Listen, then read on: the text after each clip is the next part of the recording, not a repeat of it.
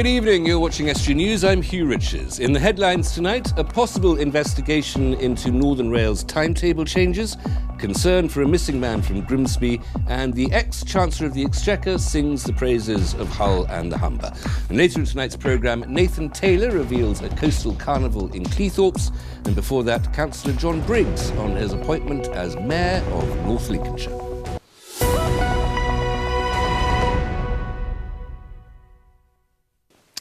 A group of MPs is set to investigate the disruption to Northern Rail caused by new timetables.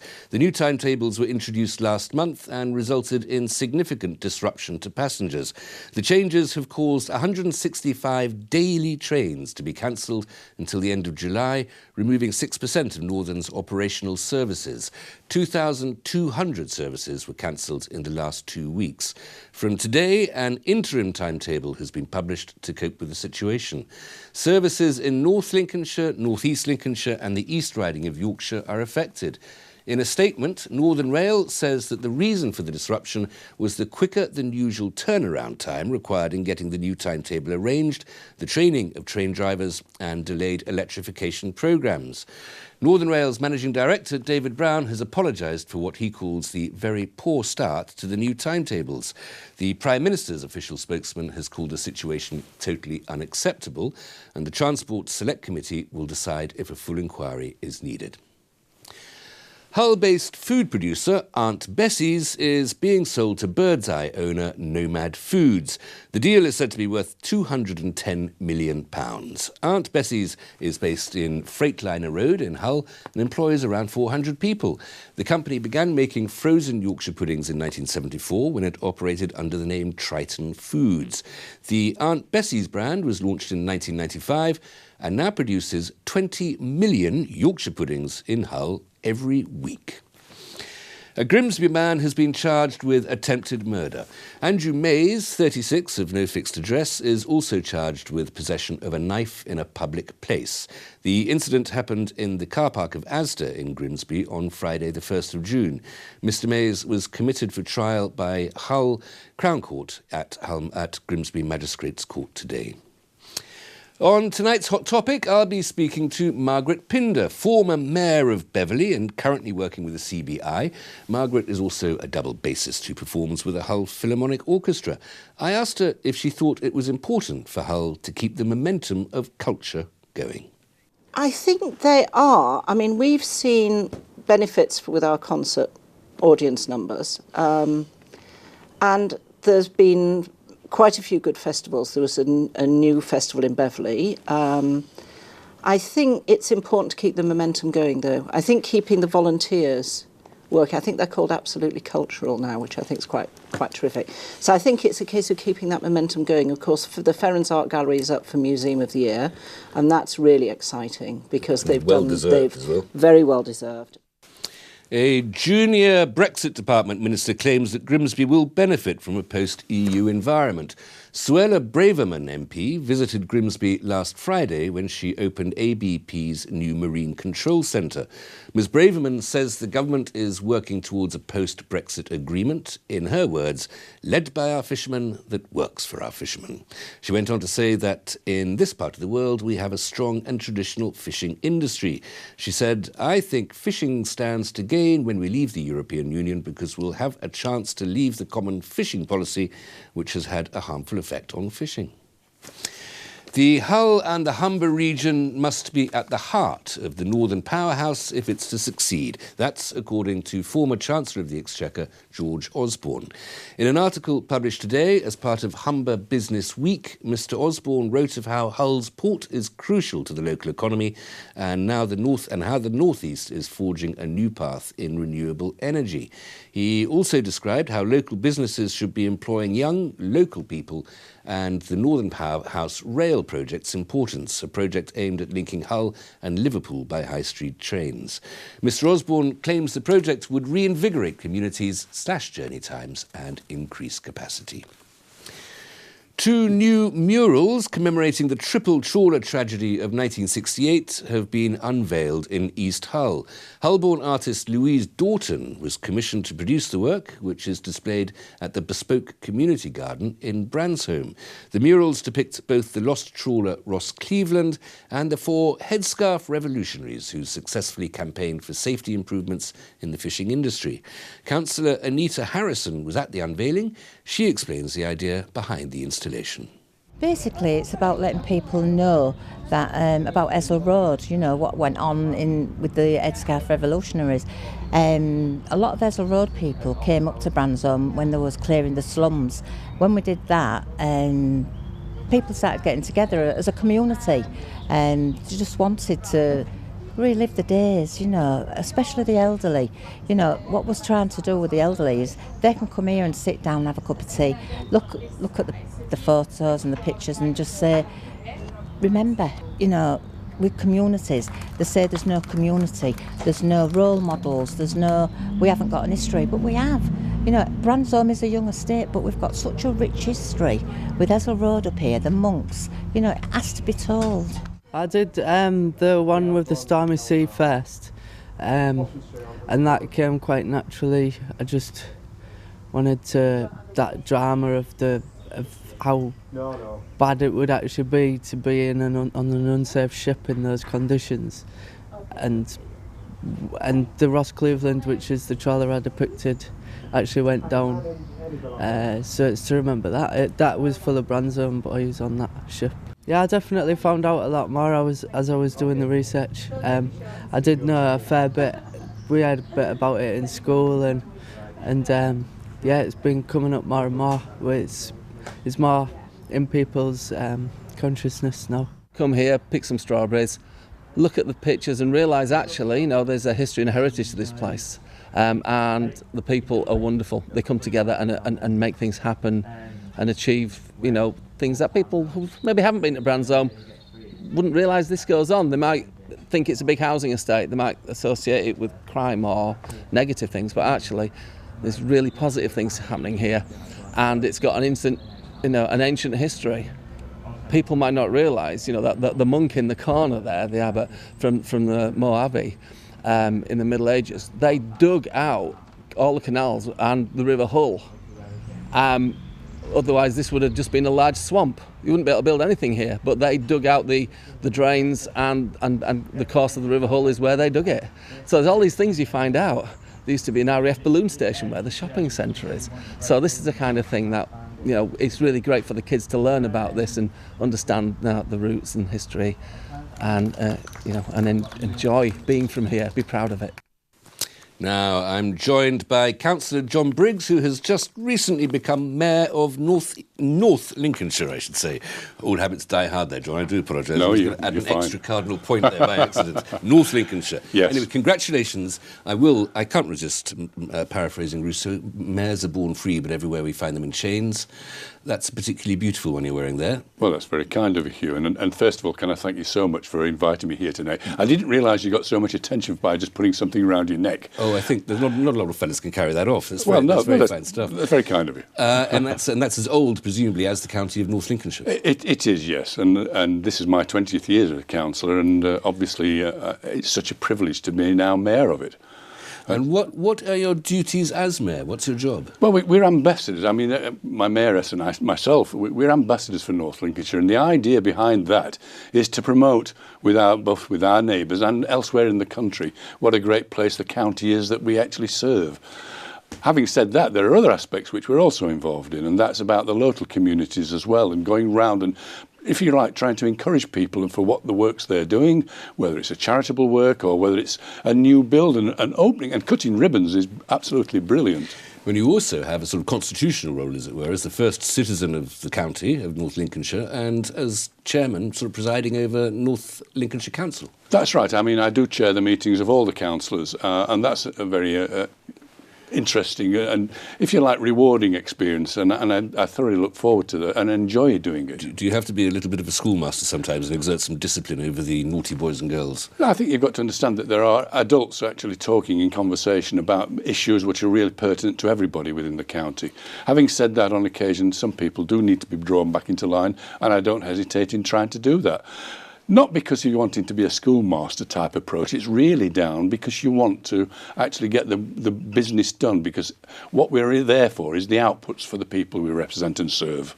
Now, mayors traditionally choose one or two charities that they're going to try to promote during their year of morality. What have you chosen? That's right, and I've chosen two particular ones, and very different ones. One is Lindsay Lodge Hospice in Scunthorpe. Now, they do excellent work on behalf of those people at their times in life when they actually need support and care and understanding. And the amount of work that they do in trying to keep that operation going really needs support, and that's what I'm going to do. The other one is Firefighters Charity. Now, that's one that really is of heart to me, because I'm chairman of Humberside Fire Authority as well. And those people are truly professional people that actually look and care and protect us. So I'm interested in the care of our communities as well, but also the care of the firefighters. And on occasion, they see things because they are running towards incidents when we might be running away. They're our real protectors, and therefore they deserve some support when they actually need some issues and attention at those difficult times in their lives too. You've been mayor for, about 3 weeks now? 3 weeks, yes. How's it going? It's going tremendously, but I've been an apprentice for 12 months and attended a number of things during that period. I hope the training was there sufficient for me. I'm sure you'll be a great success, John. Thank you very much. Thank you, Hugh. Join me after the break. Jack will bring us a roundup of all the latest sports news, and Nathan Taylor will be here talking about a coastal carnival in Cleethorpes.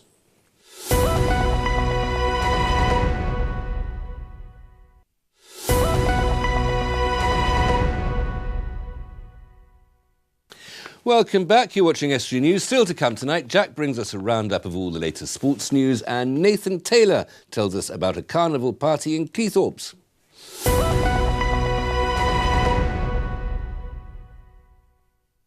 Records of 2 Humber sailing vessels will be preserved by the Hull History Centre. The Humber Keel and Sloop Preservation Society maintains the keel Comrade and the sloop Amy Howson. It also preserves the vessel's archives. The society will now give the archives to the History Centre. It's hoped that this will ensure the records of the vessels will be preserved for future generations. The records will be presented to the centre tomorrow. A famous painting by Paul Cézanne has gone on display at Ferrens Art Gallery in Hull. The Card Players has been loaned from the Courtauld in London. Cézanne's series of paintings of peasants playing cards were produced in the late 1890s and are considered a highlight of the artist's work. The Ferrens was recently shortlisted for the Art Fund's Museum of the Year Award, and last year the gallery hosted Spencer Tunnick's Sea of Hull and the Turner Prize. A new £4 million business centre in Hessel opens its doors tomorrow as part of Humber Business Week. Ergo is at the centre of the energy estuary and provides modern offices and spaces for businesses in the renewable and environmental technology sector. The centre will be operated by East Riding of Yorkshire Council in partnership with the University of Hull. Anyone who wants to find out more can visit the website at www.ergoconnects.co.uk. OnGo has begun its move to its new headquarters in Scunthorpe's town centre. The North Lincolnshire housing provider is moving from its current home at Meridian House to OnGo House. It's part of a £60 million regeneration scheme by North Lincolnshire Council designed to bring new commercial and housing opportunities to the town centre. OnGo House will house 120 employees in modern facilities on 2 floors. OnGo's customer centre will also be moved to OnGo House. Aldborough Parish Council has stepped in to try to save a bus service.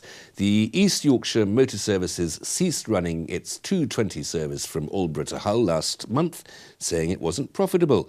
The move left villagers isolated and restricted their ability to travel to such places as Hull and Beverley. The service has now been taken over by the Parish Council, and it'll fund a limited service on a 5-week trial. East Riding of Yorkshire Council's annual compost giveaway has been one of its busiest yet. Over 5,000 bags of compost was given away to residents. 10 giveaway events were held in May in Beverley, Market Weighton, Ellerton, Preston, Goole, Pocklington, Carnaby, Withensea, Hornsey and Driffield. The council has been running the scheme for several years. The compost itself comes from the recycled contents residents throw away in the brown bins. This includes grass, cuttings, hedge trimmings, small branches, leaves, flowers and weeds, all cooked and uncooked food, peelings, plates, scrapings, bones, meat and eggshells.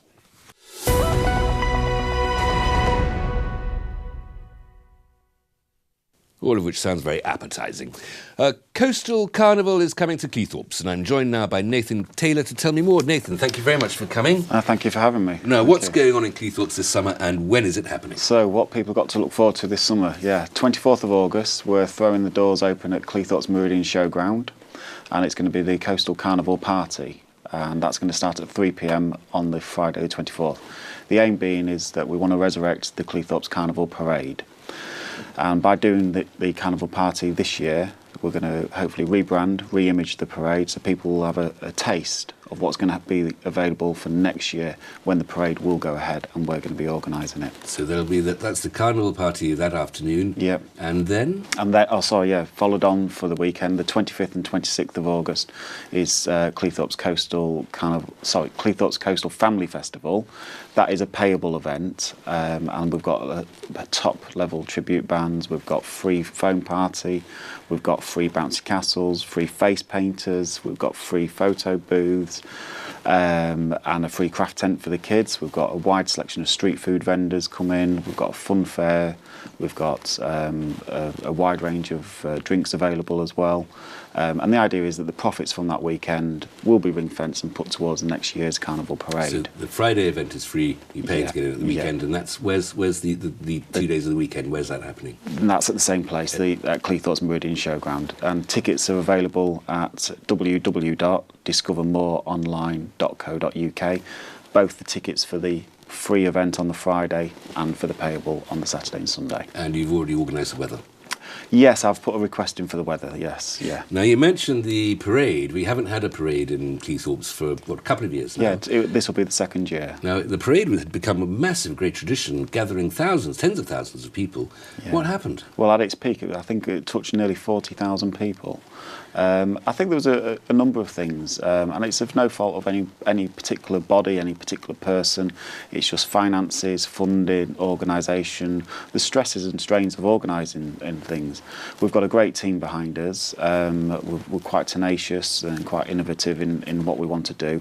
The parade next year, I can give you a little snippet. It will be a walking parade. The trucks will be no more. We want people to be up close and personal with people. I want it to sort of resemble a bit like the Cleethorpes Rio de Janeiro. If I can put a request in again for that weather, that'd be fantastic. But whether that's going to happen. Mardi Gras. Yeah, perfect, Mardi Gras, yeah. With the only limitation, the imagination of the person. So the parade, it was going for 40 years or so, up to 2016. Yeah. So it's just taking about 2 or 3 years off, and then you're bringing it back in 2019. That's correct, yeah. We can't have a seaside resort without a parade, can we? And it'll be all the usual things that we love, the music and dancers without a doubt. Acrobats and... Yeah. And this year, just to give a little bit of a taste for people, what they can expect, it's a 60 square metre stage. We've still got spaces for local acts, local people if they want to get involved. Great performance. And they can get in touch via the internet. Thank you very much, Nathan. Thanks for coming in. Here's Jack with all the sports.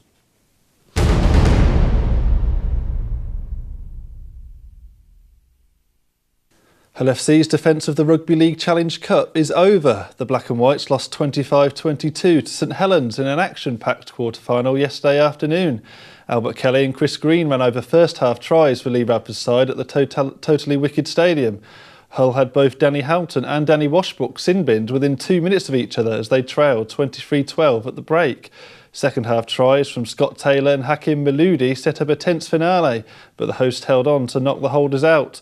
That defeat ends FC's hopes of winning the Cup for the third successive season, following their victories in 2016 and 2017. Incidentally, the last club to win free on the bounce were yesterday's opponents back in 2008. Meanwhile, it was also a bad weekend for Hull Kingston Rovers in Super League.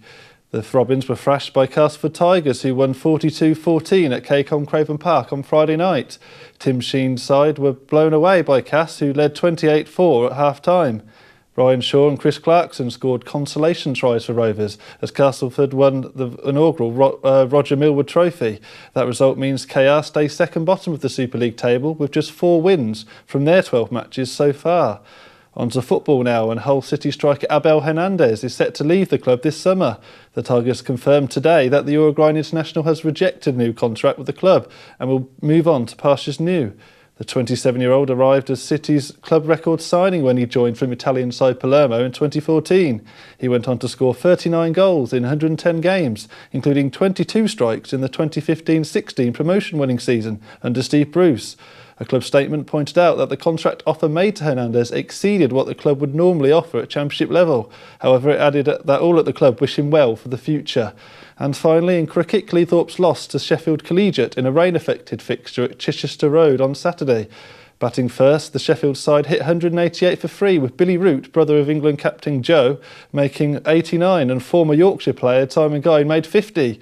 Heavy rain halted proceedings at this stage with 12 overs remaining, and the Sheffield score was revised to 238, with Cleethorpes given 38 overs to chase down the victory.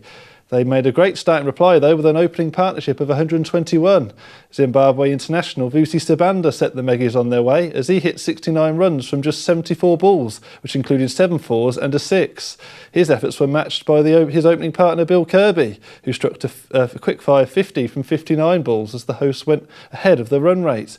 However, after their departures, wickets fell and the Cleethorpes side could only muster 191, losing 7 wickets in the process. One consolation is that they managed to gain 2 bonus batting points as they were defeated by 47 runs. Cleethorpes sit 10th in the ECB Yorkshire South Premier League, while Sheffield topped the table. And in the Lincolnshire ECB Premier League, Grimsby Town's game against Louth and Scunthorpe Town's fixture with Bourne were both cancelled due to the weather. And that's all for today's sport. Back to Hugh in the studio.